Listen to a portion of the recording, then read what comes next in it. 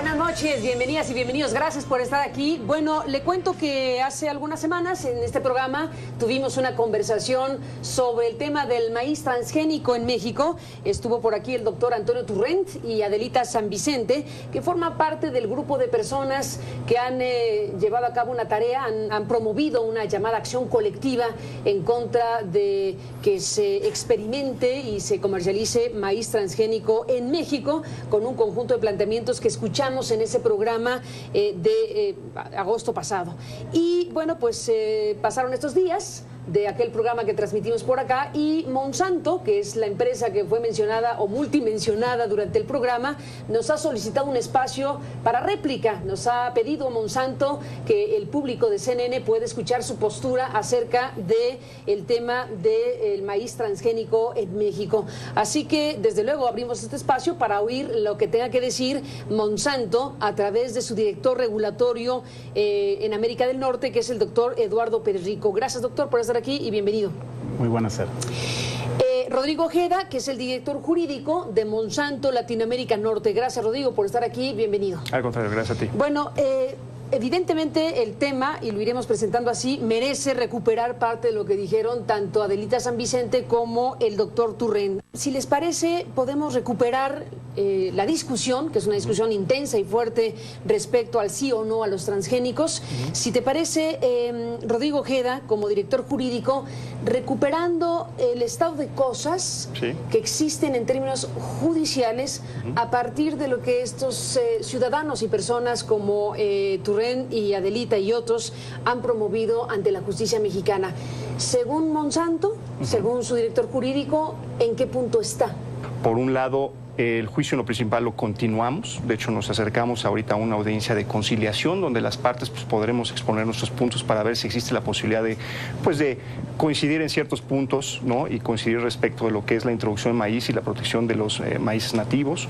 Y por el otro lado, pues bueno, después de eso pasará la fase de pruebas en lo particular. Respecto a la medida, que es de lo que se ha hablado más a lo largo de los últimos años, los 2 años que menciona la colectividad, al momento de la presentación de la demanda, lo que hace la colectividad, los demandantes, es, por un lado, abrir el juicio y por otro lado, solicitar que se dé una medida que ordene a las autoridades, en este caso a la Secretaría de Agricultura, la suspensión del otorgamiento de estos permisos. Los permisos son necesarios para hacer una siembra experimental o piloto o comercial, la liberación comercial. ¿En qué condiciones están estos permisos? ¿Se dieron y se suspendieron o nunca se dieron? Se otorgaron algunos permisos, otros se encuentran en etapa de solicitud. Doctor Pérez Pico, el doctor Turrent hizo una exposición aquí que ustedes quieren replicar. Y tiene que ver con un tema principal, la inocuidad. ¿Sí o no hay información científica contundente para hablar de la inocuidad del maíz transgénico? Sí, Carmen. Yo creo que es una buena oportunidad para dirigirnos a tu audiencia y a poder aclarar este tema que tiene, pues, por lo menos 20 años ya de comercialización. Para México el maíz obviamente es de primera importancia por ser parte fundamental de nuestra dieta. Bueno, país de origen además. País de origen. Es el tema que se echa a andar también en la acción colectiva. Exactamente. Entonces, de primera importancia, por lo tanto, se está comercializando ya en otros países en maíz, que ha sido mejorado genéticamente con biotecnología, y está siendo pues ampliamente comercializado en muchos otros países. Hay alrededor ya de 59 países en el mundo que han aprobado estos productos para su importación, su consumo, ya sea para consumo animal, consumo humano o para procesamiento comercial. Curiosamente, la Comunidad Europea, que ha sido de las más, digamos, exigentes en todo este proceso, cuenta hoy con 73 autorizaciones de productos biotecnológicos para importación y consumo. Y lo mismo en México, la Secretaría de Salud a través de la COFEPRIS cuenta hoy con 135 autorizaciones de diversos productos, de los cuales más de 40 y tantos productos son de maíz. Entonces, con toda certeza podemos decir que hay un cúmulo de información generada científicamente a través de estos años desde que se inició la investigación en los 80s, o sea, son 35 años de investigación y 20 años de comercialización que demuestran que los productos derivados de cultivos genéticamente modificados son tan seguros como los productos convencionales para su consumo. El doctor Turrén, déjeme retomar este asunto para alimentar el debate. Hablaba, por ejemplo, del tabaquismo, de cómo en algún punto fumar, bueno, en el primer instante no causa ningún daño y un tiempo razonable después tampoco, sino hasta mucho tiempo después puede identificarse con mayor claridad los efectos, por hablar del tabaquismo. Ese paralelismo hacía para hablar de que no hay categóricamente información científica que permita decir al paso del tiempo puede haber algún tipo de afectación a la salud humana por consumo de maíz transgénico. Pues hoy, pues como le decía, en los 20 años de comercialización, de consumo, no hay ninguna evidencia de que esto pueda afectar a la salud. Se hacen los estudios periódicamente para nuevos productos donde se demuestran pues todo tipo de relaciones con el consumo de las dietas de los diferentes países y se aprueban con este propósito.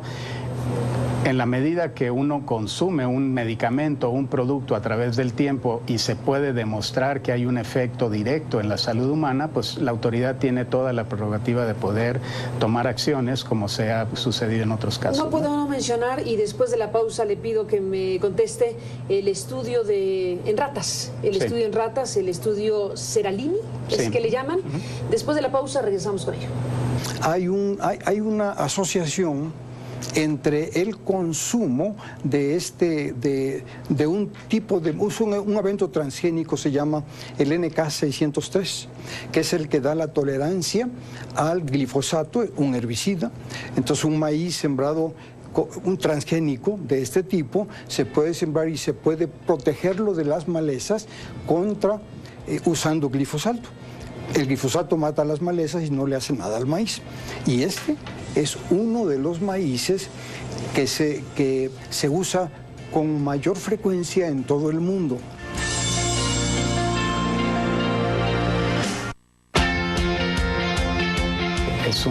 Bueno, regresamos en esta conversación, Eduardo Pérez Pico y Rodrigo Ojeda.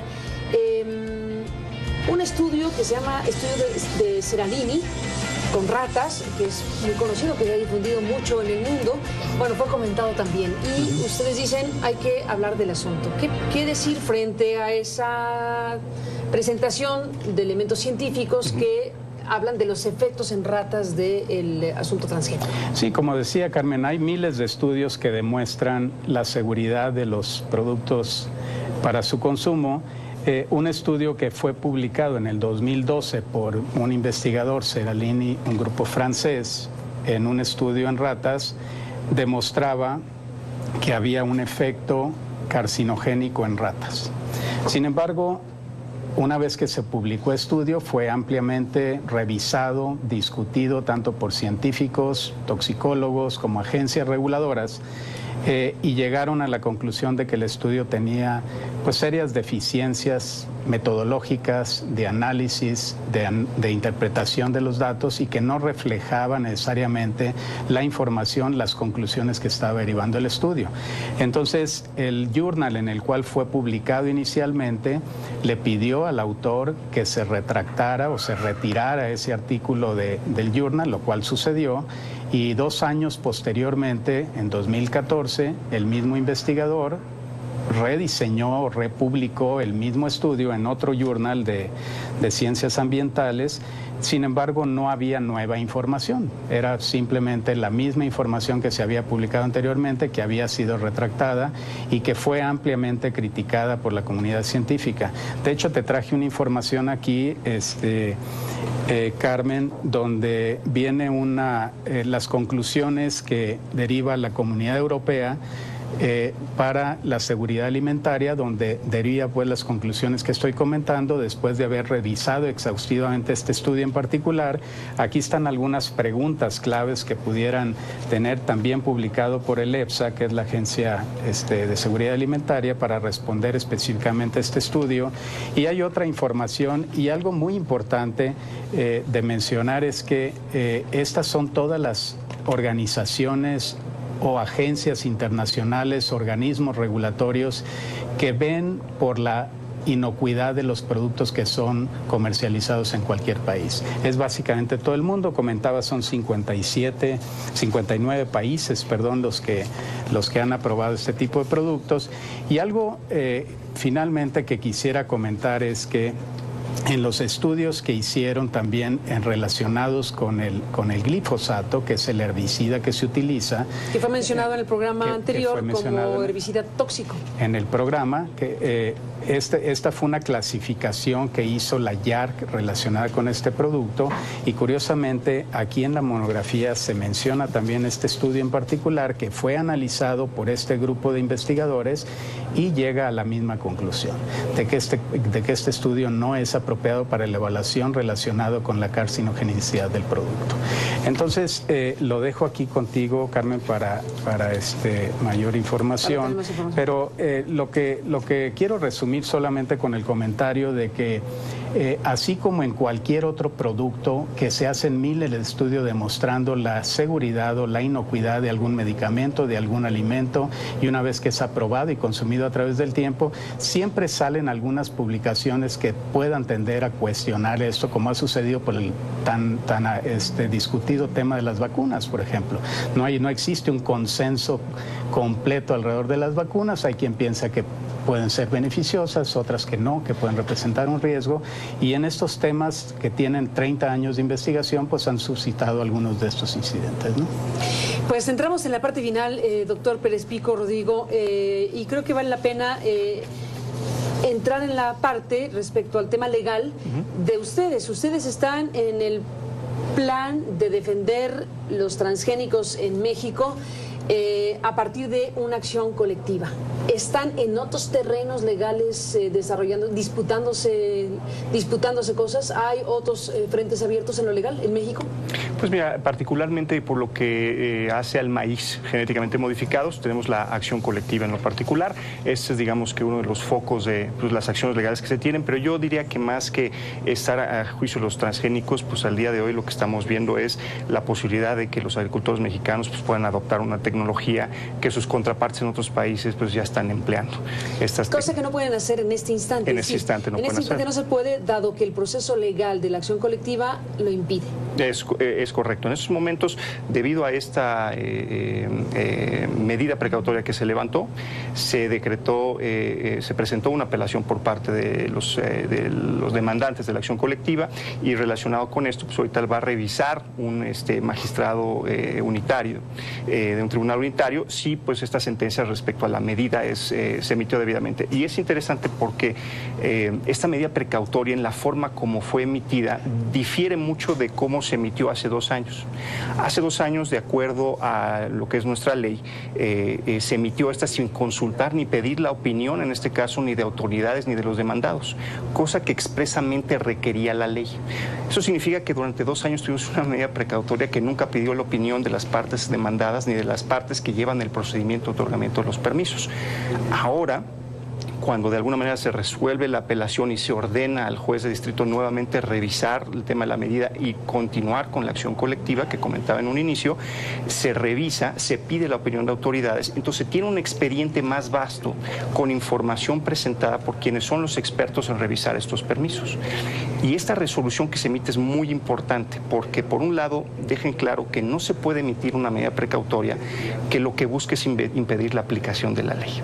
Y esto es uno de los puntos más importantes, porque la ley de bioseguridad de organismos genéticamente modificados está ahí precisamente para establecer las medidas para que no existan contaminaciones, para que no existan daños a la salud, temas relacionados con inocuidad. Y lo que dice el juez básicamente es, de la evidencia que me presenta la autoridad y de la falta de evidencia por parte de los demandantes, se concluye que, uno, tenemos que asegurarnos de la aplicación de la ley, y por otro lado, no puedo continuar con la medida precisamente porque no se le aportaron elementos de prueba por los demandantes. Ahora, evidentemente se hace una apelación por parte de la colectividad, y esta apelación pues va a ser revisada ahora por un tribunal de apelación. Un colegiado. Volvemos después de la pausa, entramos en la recta final, volvemos. Hemos cumplido 2 años y estamos muy contentos porque realmente decir que desde el centro de origen del maíz estamos venciendo a esta, no solo es a Monsanto, pero pues Monsanto representa a esta empresa y a esta tecnología que realmente ha sido rechazada en el mundo. Entramos en la recta final, estamos hablando con los representantes de Monsanto en este ejercicio y derecho de réplica. Volvemos con ellos.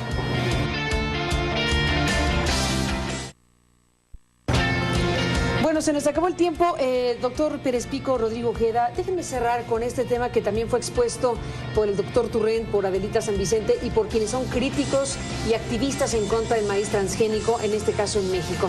Monsanto es una empresa mundial muy polémica, ustedes lo saben, y no les voy a decir cosas que no hayan visto en medios de comunicación, con opiniones muy críticas a lo que ustedes significan en el mundo. Dicho lo anterior, hay un tema que en el caso mexicano, desde luego, está echado por delante de manera muy importante. El maíz es este producto originario de México, que representa una y mil cosas para México, en términos no solo culturales, alimentarios, identitarios incluso. Es un tema principal y nadie va a discutir lo que significa el maíz para México.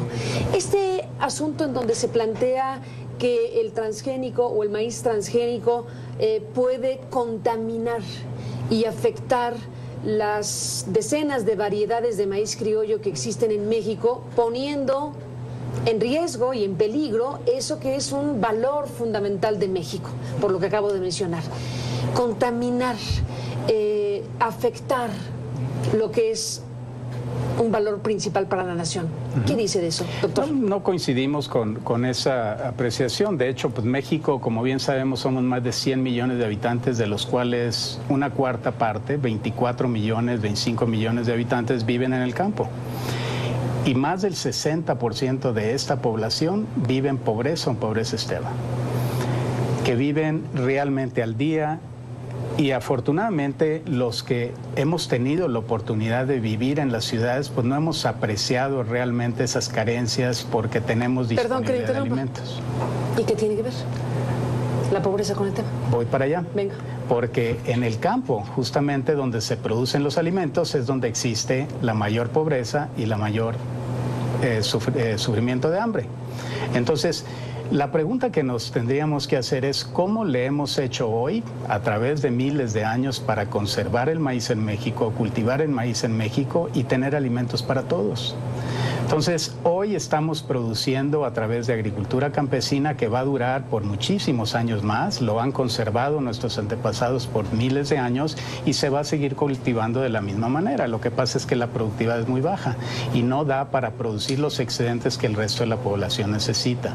Hoy se produce maíces criollos, se producen maíces modernos que fueron mejorados genéticamente para producir 4 o 5 veces más, se han producido maíces para diferentes condiciones y seguimos siendo deficitarios. ¿Qué sucede cuando, he oído historias como esta, qué sucede cuando está un campo, como le llama usted, moderno, produciendo maíz transgénico y la polinización hace que eso se pase al campo de al lado, a un agricultor o a un campesino que produce maíz criollo tradicional y que esa polinización, digamos, transfiere la tecnología de Monsanto y ese campesino o ese agricultor, al recibir involuntariamente el asunto, no solo ve que su producción se ve impactada de la manera que sea, sino que Monsanto puede ir a reclamarle derechos. Y se han contado historias de terror de Monsanto contra los campesinos. Cuéntenme de eso. A ver, efectivamente, sabemos de la existencia de estas historias que se manejan, pero lo cierto es que los casos legales asociados a presencia de los genes dentro de los campos de otros agricultores que no tienen esta tecnología son mínimos o reducidos. Yo te puedo dar la experiencia. Existen, pero los que han sido manifestados, los que han sido hecho públicos, son sobre la base no de un tema de presencia de este polen, sino porque estas personas básicamente violaron un tema de propiedad intelectual asociada a Monsanto.